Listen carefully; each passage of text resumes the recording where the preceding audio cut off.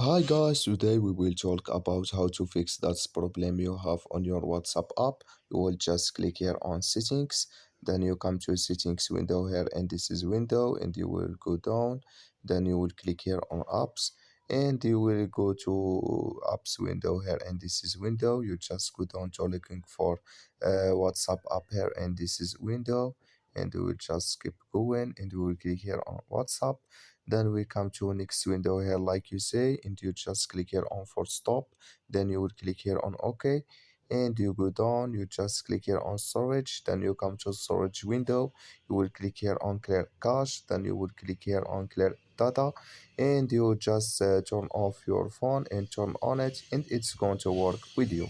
So that's all now. I wish now you are get it. Thank you for your watching. Don't forget to support us by like and subscribe and see you in next video about all WhatsApp settings.